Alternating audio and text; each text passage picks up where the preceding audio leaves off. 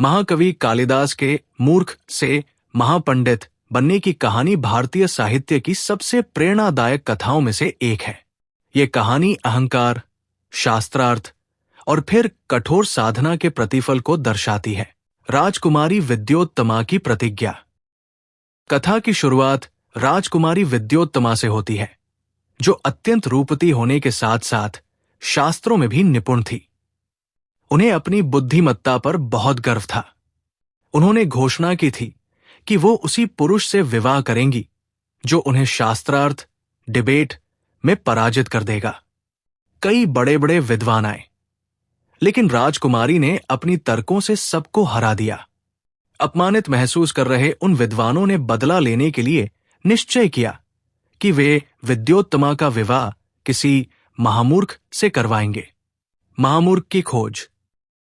विद्वान एक ऐसे मूर्ख की तलाश में निकले जो शक्ल से तो ठीक दिखे पर बुद्धि से शून्य हो। जंगल में उन्होंने एक युवक को देखा जो उसी डाल को काट रहा था जिस पर वो स्वयं बैठा था। विद्वानों ने समझ लिया कि इससे बड़ा मूर्ख कोई नहीं हो सकता। उन्होंने उस युवक कालिदास को लालच दिया कि वे उसका विवाह एक सुंदर राजकुमारी से करवाएंगे।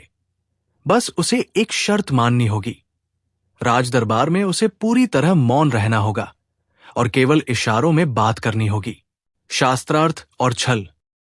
विद्वान कालिदास को सुंदर वस्त्र पहनाकर राजदरबार ले गए और राजकुमारी से कहा कि ये हमारे गुरु हैं जो आजकल मौन व्रत पर है। शास्त्रार्थ शुरू हुआ। पहला संकेत। विद्योत्तमा ने अपनी एक उंगली दिखाई जिसका अर्थ था कि ब्रह्मा एक है।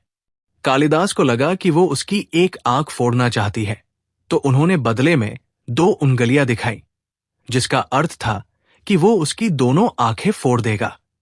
विद्वानों ने इसकी व्याख्या की कि ब्रह्मा एक है, लेकिन जीव और ब्रह्मा 2 स्वरूप है।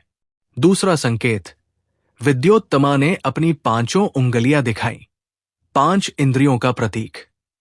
कालिदास को लगा कि वो थप्पड़ मारने की धमकी दे रही है, तो उन्होंने मुक्का दिखाया। विद्वानों ने समझाया कि 5 इंद्रियां जब तक संगठित न हो तब तक मन पर विजय प्राप्त नहीं होती।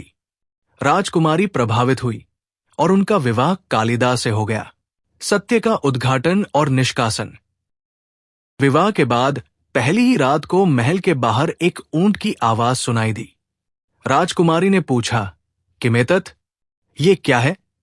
संस्कृत न जानने के कारण कालिदास घबरा गए और उन्होंने तद्भव शब्द में चिल्लाकर कहा, उष्ट्र, उष्ट्र, ऊंट। राजकुमारी तुरंत समझ गई कि उनके साथ धोखा हुआ है। उन्होंने क्रोधित होकर कालिदास को महल से बाहर निकाल दिया और कहा, जब तक तुम सच्चे विद्वान नहीं बन जाते घर मत आना। ज्ञान की प्राप्ति।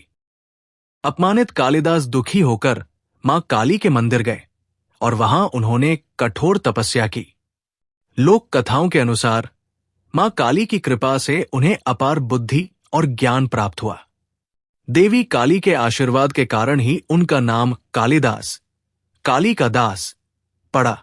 गृह वापसी और महाकवि का जन्म।